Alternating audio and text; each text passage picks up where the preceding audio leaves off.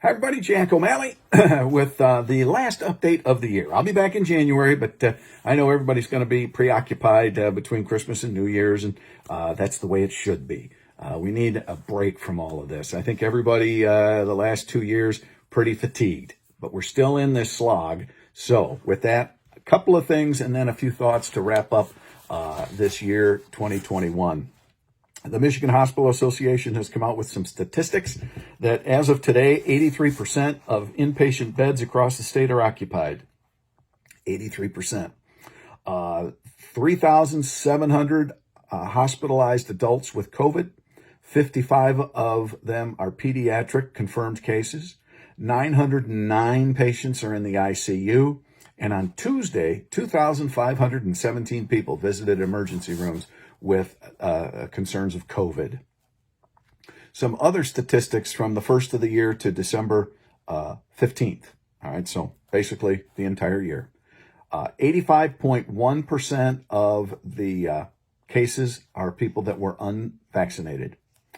Of hospitalizations, 88.1% were unvaccinated. And of deaths, 85.5% were unvaccinated between January 3rd and December 15th. Not going to tell you what to do, but I would strongly suggest you talk to your medical professional if you're not sure about vaccines or should you get it or not. It's a discussion between you and your doctor to make that decision. People, some of these articles on the internet, I'm not telling you don't read them, but you know, what's their motivation? Hopefully your medical professional has you in mind so you can have a discussion as to where you are at health-wise and what you should do. So please do that. Also, another thing that I think we're going to hear more of here in the early part of 2022, which I think is important, is here in Michigan, our health people and our governor have pushed vaccines more so than monoclonal antibodies, that early treatment. And as I've said, we're never going to get 100% compliance in vaccinations. So let's make sure we are investing in that early treatment, because that was one of the things I always wondered. They talked about, vaccines, which obviously, I'm not against, but there was very little talk about, well, the vast majority of you aren't going to be in a hospital, so here's what you should do at home, right? Take 2 aspirin, drink orange juice, electrolytes, whatever. They didn't. So I think we need to focus more on that early treatment for somebody who does get it, and we'll move forward. So again, I'm not here to debate in great detail, but let's hope that and I know we in the Republican side of the legislature, we got put in the budget and it passed, was to say, hey, let's get more money to regional antibody sites so that people can get this easier and quicker. So hopefully we're moving towards that. And one other thing on the radar this week, kind of news-wise, that is important. Earlier in the year, we passed a bill out of the House, and the Senate went to the governor for signature, and she vetoed it. I don't remember the number, doesn't matter. But yesterday, she signed House Bill 5376, and this is a repeat with a couple of minor changes to make her happy, which I also think we'll make these changes, and I'll cover my butt, and I'll sign it again. Or this time I'll sign it. Is a bill that says, look, if Michigan allows this, then small businesses, pass-through businesses can take advantage federally of this federal tax break. Up until this point, Michigan small business couldn't do it. We finally got her to sign this thing, and now you can, and it will save our small businesses lots of money on the federal side of things. I say this so that when you're talking to your accountants, CPAs, whoever handles your taxes, make sure they're aware that this thing went through and you're now going to be able to use it on your federal income tax if you're a small business. All right? So keep that in mind. All right.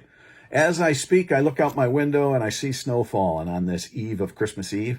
And again, I'm going to wrap things up until after the first of the year. Unless something happens, I'll come and give you my thoughts on it. But, we've been through a lot these last 2 years. Last year at this time, we had vaccines on the horizon and we thought it was all going to change and we were going to be in it completely normal. Well, I know we're all fatigued. We're all tired. We're ready for COVID to be gone, but it isn't. And so we have to continue the slog through it. We do. There's only one way, and it's forward. So I guess my wish and my hope is that this 2022, as we head into it, we can try and work to be less divisive and less confrontational. I read the comments on this page, and I get people don't always agree with me. That's fine. But I'm here every week telling you how I think. If you don't know how I think on a subject, you haven't been paying attention. But the point is, if we don't talk, if we don't understand that maybe, I disagree with you, but if I don't listen to you, then we're not getting anywhere. It's okay to have that discussion. We don't have to be, it's my way or nothing.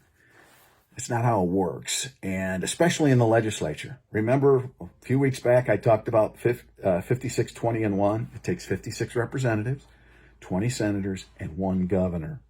And until we get that combination, nothing gets done. So it takes compromise. It takes, conversation. And that's how the founding fathers set it up.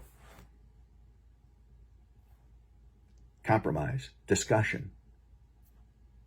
With that, let's hope we can move into that in 2022. I wish you a very Merry Christmas. Yes, I played Santa a little bit this Christmas season, and it was great. The children are wonderful, and it was a lot of fun. But I wish for you and your family a very Merry Christmas. Peace on earth, goodwill towards men, right? And a happy 2022.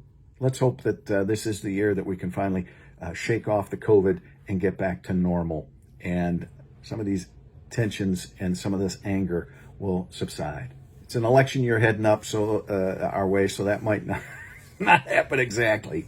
But I'm going to keep my fingers crossed. Always stay positive and optimistic. All right? So with that, Merry Christmas, and I'll talk to you again in January of 2022. Take care.